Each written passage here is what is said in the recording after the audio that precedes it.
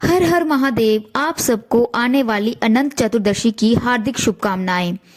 आज हम इस वीडियो में जानेंगे अनंत चतुर्दशी का व्रत कब है, इसकी पूजा विधि और व्रत की कथा। भाद्रपद शुक्ल चतुर्दशी की शेष शैया पर क्षीर सागर में सोने वाले विष्णु भगवान की इस दिन पूजा की जाती है और पूजा के अंत में निमन मंत्र कथाओं को पढ़ा और सुना जाता है।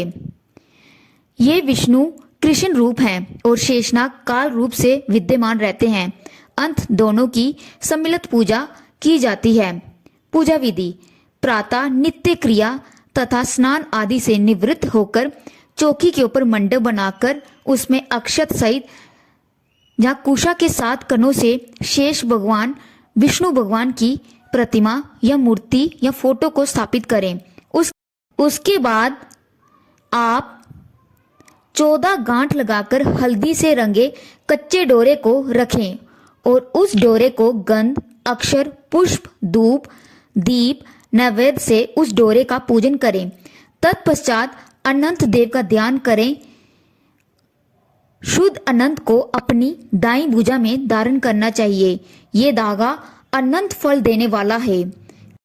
अब जानेंगे कि अनंत चतुर्दशी का व्रत हम किस दिन रखेंगे।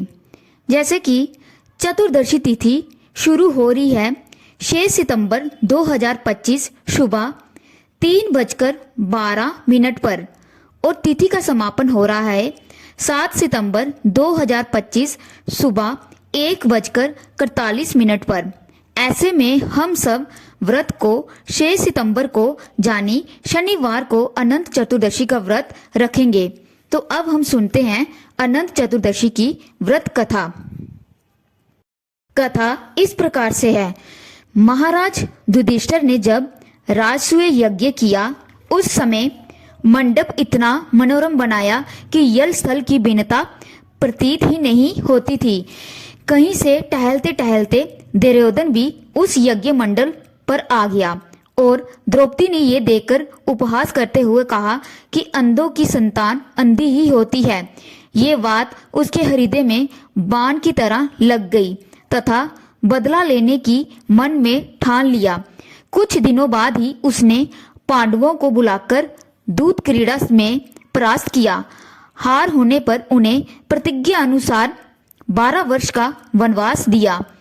एक दिन भगवान कृष्ण जब मिलने गए तभी युधिष्ठिर ने सब वृतांत सुनाया और उसे दूर करने का उपाय पूछा।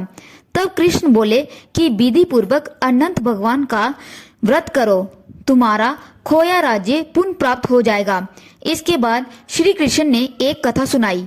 प्राचीन काल में सुमंत नामक ब्राह्मण के सुशीला नाम की एक कन्या थी। ब्राह्मण ने बड़ी होने पर उसका विवाह कौंडिन्य ऋषि के साथ कर दिया। कौंडिन्य ऋषि सुशीला को लेकर अपने आश्रम की ओर चले। रास्ते में ही संध्या हो गई। ऋषि नदी के किनारे संध्या करने लगे। सुशीला ने देखा वहीं पर बहुत सी स्त्रियां किसी देवता की पूजा कर रही हैं। तब उसने पास जाकर पूछा, आप सब किसकी पूजा कर रही हैं? उन सभी ने सुशीला को अनंत व्रत की महिमा बताई।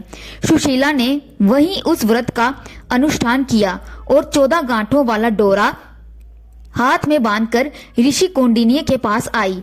कौंडिन्य ने सुशीला के हाथ में बंधे डोरे का रहस्य पूछा। सुशीला ने सब हाल कह सुनाया।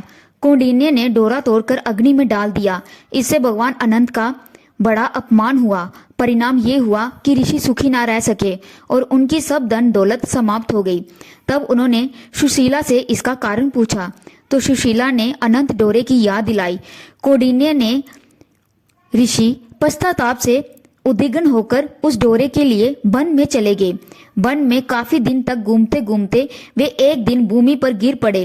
तब अनंत भगवान ने उन्हें दर्शन दिया और बोले, हे कौंडिन्य, तुमने मेरा तिरस्कार किया था, उसी से तुम्हें इतना कष्ट भोगना पड़ा।